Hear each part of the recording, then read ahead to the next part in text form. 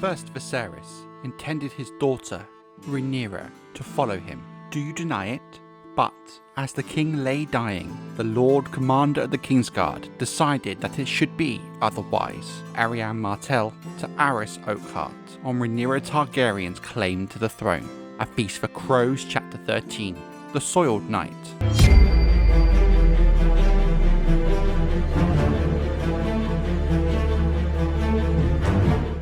Something that's become a very divisive topic since House of the Dragon Season 1 is Rhaenyra Targaryen's status as a queen. Now, the reason I find this so compelling is prior to the creation of House of the Dragon, there really wasn't that much debate about whether Rhaenyra should be counted as an official Queen of Westeros. When I look back at threads from fan sites and posts on sites like Reddit, a lot of fans who picked up Fire and Blood or The Princess and the Queen more or less agreed that while she was certainly a claimant to be a queen, in terms of the official list of rulers of Westeros, she is omitted in favour of her half-brother and is simply referred to as Rhaenyra Targaryen or Princess Rhaenyra. The official in-world history and lore does not recognise her as a queen. Now, that doesn't necessarily mean that she wasn't. There are in fact lots of fans who believe she is. But in terms of the official in-world history, the line of Targaryen kings from Aegon the Conqueror to Aerys II, she's not on that list. Since House of the Dragon began airing in 2022, there's been a lot more debate and pushback as to whether Rhaenyra should be counted as an official queen of Westeros, alongside Aegon II. While at first I was quite dismissive about this, as I've always stood by the history and lore George R. R. Martin has established, I started to see there were some valid reasons why some fans pushed back against the official in-universe narrative. So, in this video, what I want to do is look at the complex reasons as to why Rhaenyra Targaryen is not an official queen, and make the case as to why she should be, but also defend the world history and lore position of her status of not being a queen. I am not a cruel man, said Davos. You know me, have known me long. This is not my decree. It has always been so since Aegon's day and before. Daemon Blackfire, the Brothers Toyne, the Vulture King, Grand Maester Harith. Traitors have always paid with their lives. Even Rhaenyra Targaryen. She was the daughter to one king and the mother to two more, yet she died a traitor's death for trying to usurp her brother's crown. It is law. Law, Davos, not cruelty. Stannis Baratheon to Davos Seaworth. A Storm of Swords, Chapter 36. Davos 4. Deciding who won the Dance of the Dragons is not really that clean cut, and could take up a whole video of its own. It really comes down to each reader's interpretation of what victory actually consists of. One school of thought is that the Greens technically won, given for a short time Aegon II was the undisputed king after the death of Rhaenyra, however, was left so weak after the war, the remnants of the Black forces marching on King's Landing and a coalition of Green and Black leadership leading to his assassination. But then you can also argue that the defeat of the last Green army on the King's Road and the assassination of Aegon II, with Aegon III then ending up on the throne, could in turn account towards a Black victory. But like anything in A Song of Ice and Fire, it's not that simple. Aegon III was Aegon II's designated heir by being his closest living male relative, but Aegon II initially pushed back against this idea. So even if you do argue that the Blacks won the Dance of the Dragons, on an ideological level, the Greens won, with their preferred method of succession being used not only to crown Aegon III, but every Targaryen king since. So on the ideological level, the Greens in the long term won. At the same time, however, you can then make the case that the fact that the son of Rhaenyra, Aegon III, became king, that her bloodline outlived all of the Greens, and effectively became House Targaryen, constitutes a victory for the Blacks. The core reason Aegon III was chosen as the successor to Aegon II was he was a figure both the Blacks and the Greens could agree to, and thus with that, find common ground and peace. He was a compromise. For the Greens, he is the closest living male Targaryen to King Aegon II. For the Blacks, he is the son of their claimant in Rhaenyra. But even that has another layer to it. Because strictly speaking, with the method of succession, used, being male proximity primogeniture, the methods the Greens had always advocated for. Aegon III's claim to the throne in fact does not come from his mother Rhaenyra, rather his father, Prince Daemon, whom was the brother to Viserys I and grandson to King Jaehaerys the Conciliator. The fact that Aegon III is also Rhaenyra Targaryen's son is a sweetener to her supporters, whom otherwise would not have accepted the compromise. Thus, the argument here is while Rhaenyra's son and bloodline is whom becomes king, it is via the ideological means of the Greens and not the Blacks. At the end of the day, this is why deciding who won the Dance of the Dragons is kind of a pointless conversation, because there are so many layers to it, where depending on how you view the outcome and your own personal interpretation of the text can change who you think is the winner, which is an issue I think House of the Dragon is going to have a tough time dealing with, given how divisive and up to viewer interpretation the conflict is. But I think if we really want to be honest about it, the truth is, no one really won the Dance of the Dragons. Both sides lost. Most of all, House Targaryen, with Aegon III being this compromise between both the Blacks and the Greens to end the war. We don't know exactly how long King Aegon II was the undisputed king for. After the death of Rhaenyra, the timeline becomes a bit more vague. I have seen some suggestions that point towards it being anywhere between 3 months to as much as a year. The key thing to recall here is that Aegon II is the undisputed king, with his direct rival dead. He in a fashion sat the Iron Throne and had key black supporters such as Corlys Velaryon bending the knee. It does also seem that he did kind of rule quite effectively during this time, dealing with 3 self-proclaimed kings in the capital and ending the troublesome reign of the Shepherd. He'd even begun negotiating marriage pacts, find himself a new wife, and was attempting to reconcile with some of the Black faction by naming Aegon III his heir, even if he did so extremely reluctantly. But during this time, King Aegon II made several decrees that are now key to this conversation as to why Rhaenyra Targaryen is not viewed historically as an official Queen of Westeros. In the words of King Aegon II, he stated the following: "Rhaenyra was never a queen," the king declared, insisting that henceforth, in all chronicles and court records, his half-sister be referred to as only Princess, the title of queen being reserved only for his mother, Alicent, and his late wife and sister, Helaena, the true queens, and so it was decreed.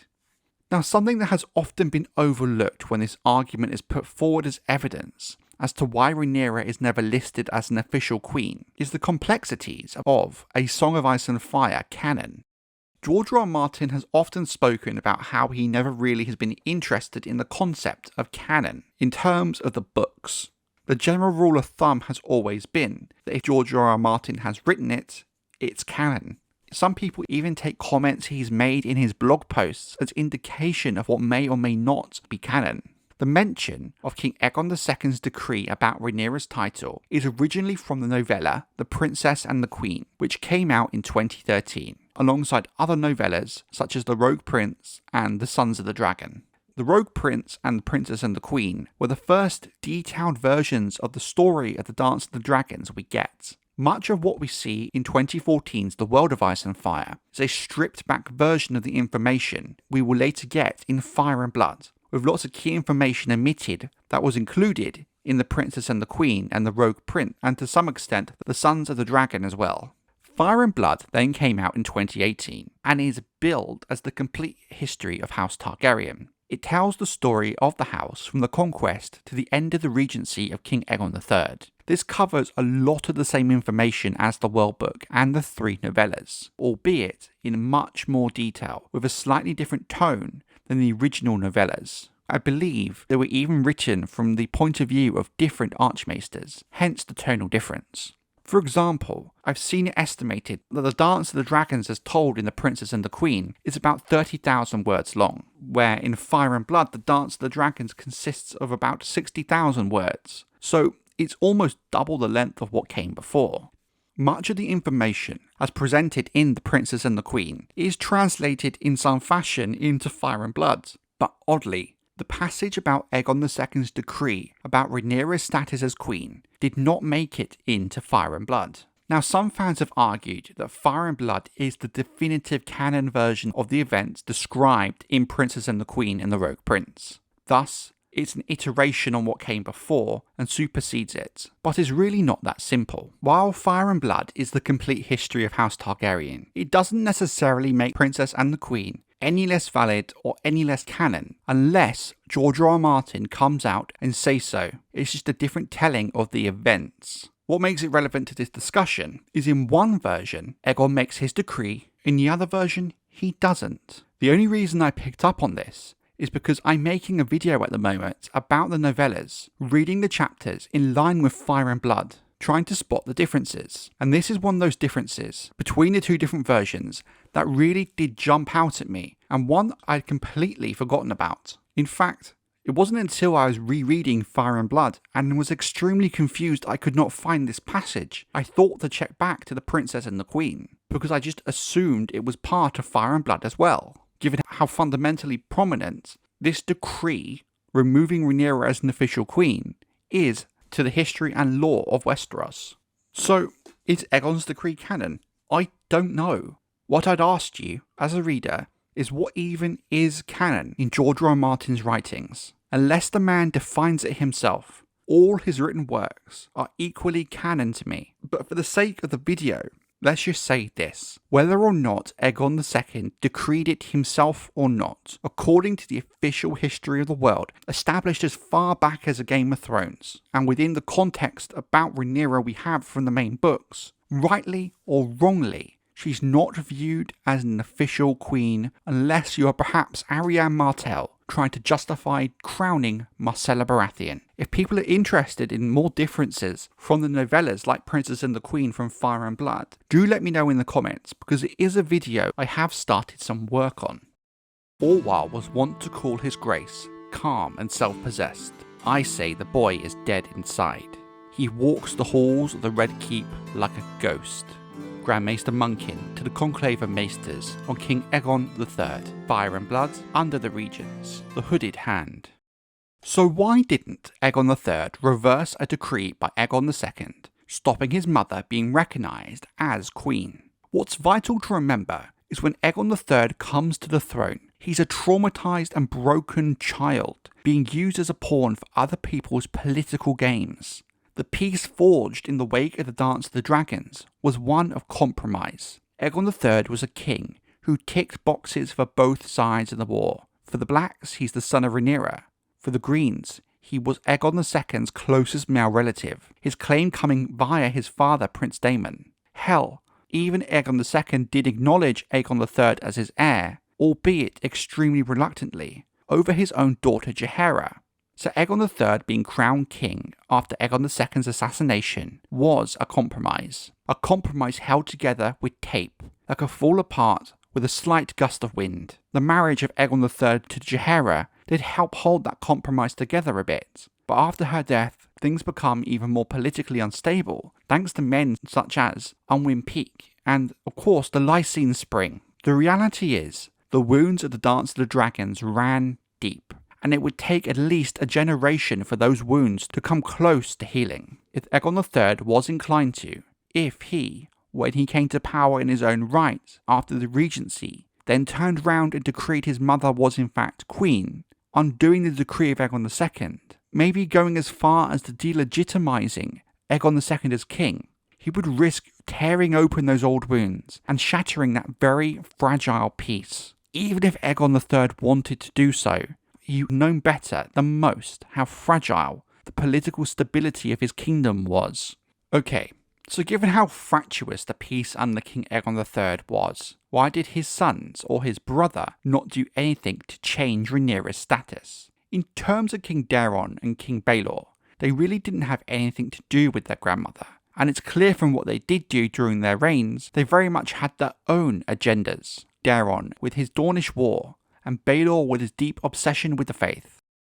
Viserys might have only reigned a year, but he ruled for 15, while Daeron warred and Balor prayed. Tyrion Lannister to Oberyn Martell on King Viserys II, A Storm of Swords chapter 59, Sansa 4.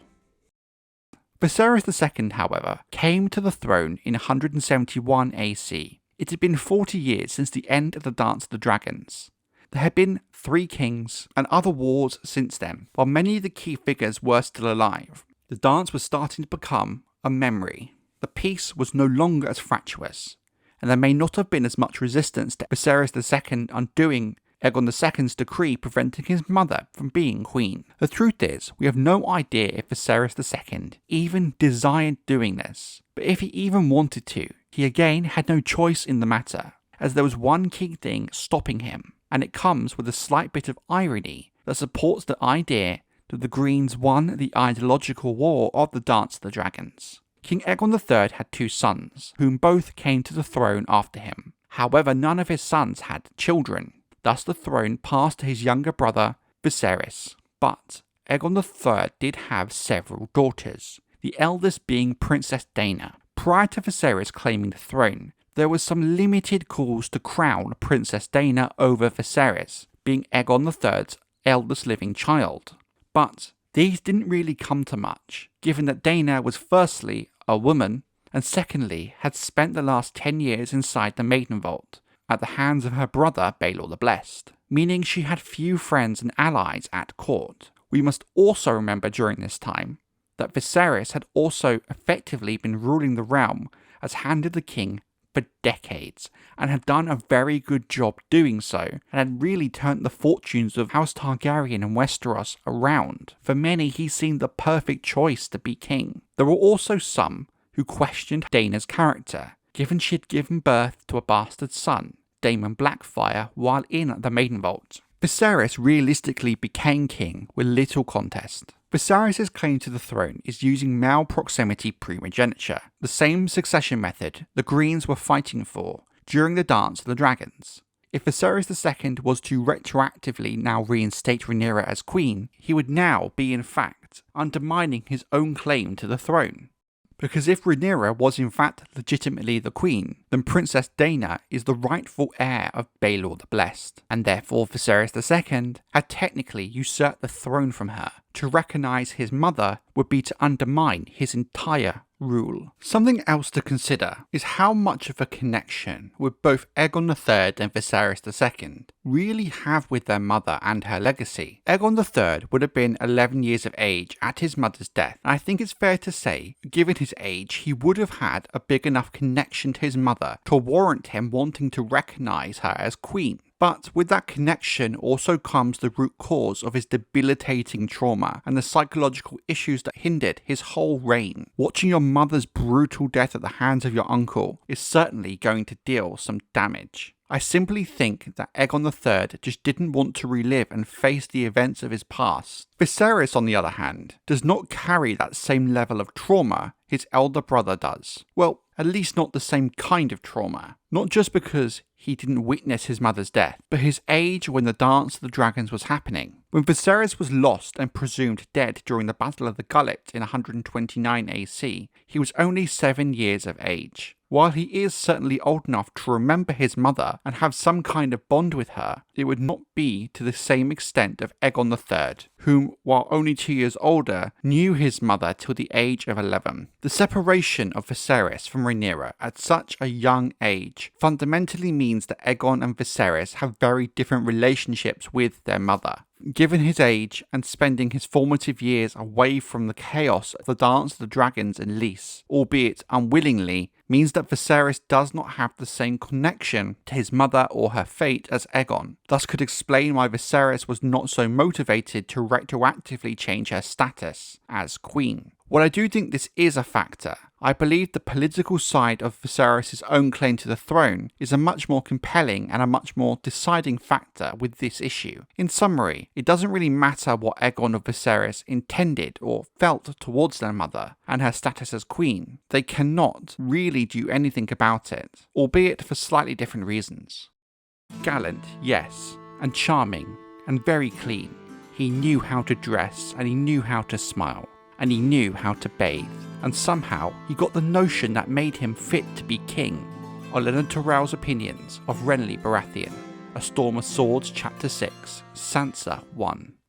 Let me ask you a question. Is Robb Stark a king, or Renly Baratheon? What about Daenerys and her claim to be Queen of the Seven Kingdoms? After all, Robert Baratheon won the throne via rights of conquest, the same way Aegon the Conqueror won his via conquest. If Daenerys is the rightful queen, that means that Robert Baratheon is not the king. Both Robb Stark and Renly lost the War of Five Kings, in a sense. Both men died during it, yet in the books people still tend to view them as kings, especially when it comes to Robb, whom still has supporters fighting for House Stark in the north. The key difference between Robb and Renly is Robb never tried to claim he was the king of all of the Seven Kingdoms, where Renly was claiming the throne, with his elder brother Stannis also claiming to be the rightful king, and factually having the better claim than Renly, being the elder brother. But strictly speaking, was Renly still a king of his small domain, even if it was only for a short amount of time? It is called the War of Five Kings after all, and the book itself is called A Clash of Kings. Daenerys in reality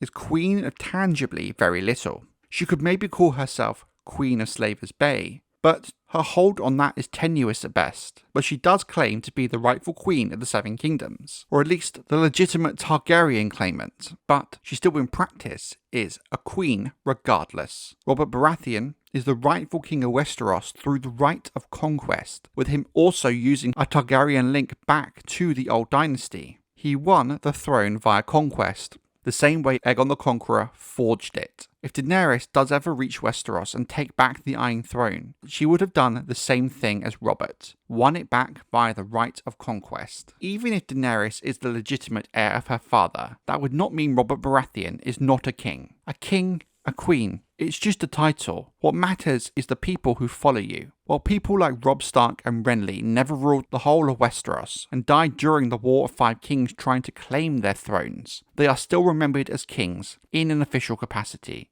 even in Renly's case if they never technically had a true claim. My point here, even in the official records of history, Rhaenyra Targaryen was never officially Queen of the Seven Kingdoms. She still was in practice for a short while a queen, the same way Robb and Renly were, the same way the supporters of House Blackfyre called Daemon Blackfyre a king. Just because in the line of Targaryen kings, Rhaenyra is not one, is just a princess, does not mean she cannot be viewed as one still, as long as you are differentiating between a claimant and the ruling monarch of the Seven Kingdoms. At the end of the day, while not listed in the Targaryen line of succession, except for disputing the claim of Aegon II, Rhaenyra was crowned and acclaimed by the Black faction, who fought in her name as queen. So if the others are remembered as kings, even if they were officially not so, or died trying to claim their throne, why is Rhaenyra not remembered in the same way during the main book series? Why is she forever known in the histories as Princess Rhaenyra Targaryen? I can think of two reasons. During her brief time in control of King's Landing, during the dance,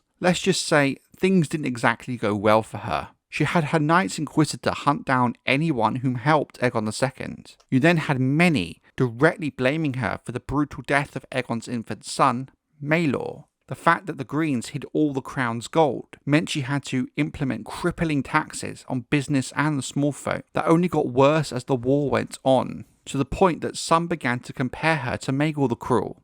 Her demanding the head of Nettles from Manfred Mooten caused him to switch sides to Aegon II, stating that Viserys I and Jaehaerys the Conciliator would never have asked him to do such a thing. Food began to run out very quickly, and discontent spread within the city, with all that coming to a head after the death of Rhaenyra Targaryen. A massive riot soon sprang up after her supposed suicide. Rhaenyra Targaryen was beloved by the Smallfolk, with many members of the Smallfolk believing she was killed on Rhaenyra's orders. The fact that the story was so easily believed shows how much the city had turned against Rhaenyra. The riot soon escalated to the storming of the Dragon Pit, and then the death of her son Joffrey. If you really want to go back further, the rumours of the parentage of her eldest three sons certainly did not help her reputation either. Here is the thing. Some of these things are way beyond Rhaenyra's control. She could have done very little to stop them from happening. Let's face it, Tywin Lannister splitting up and hiding the crown's gold like that before the fall of King's Landing to Rhaenyra was a move of tactical and political genius.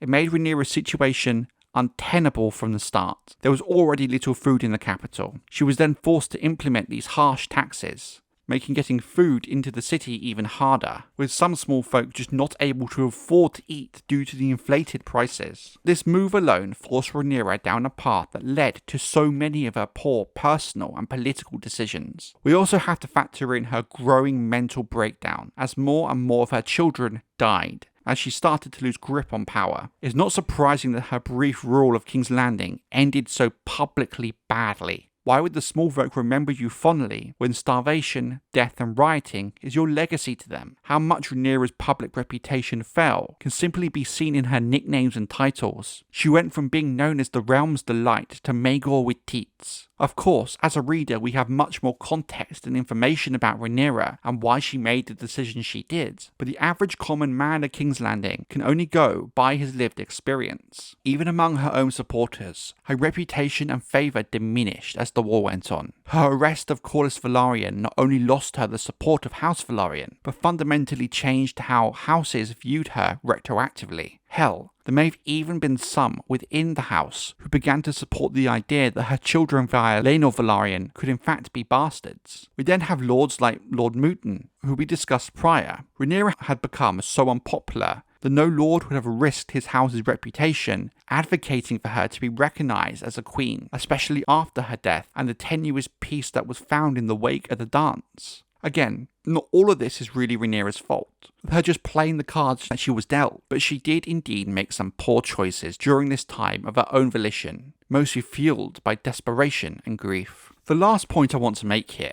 is that history is written by the victors, and it's those men and women who dictate how things are recorded and how they are remembered. When Aegon II retook King's Landing and was undoubtedly the king, for that brief period, he capitalised on the negative reputation Rhaenyra had fostered during her brief time ruling King's Landing. Him decreeing she was not a queen, in combination with her weak reputation at the time, laid the groundwork for this narrative that would become the official history. By the time in-world books like Fire and Blood are being written, we are hundreds of years and generations removed from the events. That this narrative about Rhaenyra is now mostly accepted as fact. In the main book series, there are a few examples of Rhaenyra being mentioned, mostly in a negative light, such as the conversations between Stannis and Davos in A Clash of Kings, where he outwardly describes her as a traitor and a usurper. The only instance I can recall from the main book series having a positive opinion of Rhaenyra is via Arianne Martell in conversation with Aerys Oakhart in A Feast for Crows, where she says the following: "The first Viserys intended for his daughter Rhaenyra to follow him. Do you deny it? But as the king lay dying, the Lord Commander of the Kingsguard decided that it should be otherwise." What must be remembered, however, when it comes to Arianne's opinion, is that she is Dornish, and the Dornish have a very different view on inheritance, and in this case, it is in Arianne's best interests to invoke Rhaenyra in this way to try and make her case to Aerys on crowning Myrcella Baratheon as queen. Should Rhaenyra Targaryen be named as a queen? Yes, no, and maybe. From a historical standpoint, for a multitude of reasons, in terms of being Queen of the Seven Kingdoms, Rhaenyra is not a queen, but a princess. For many reasons, even her children,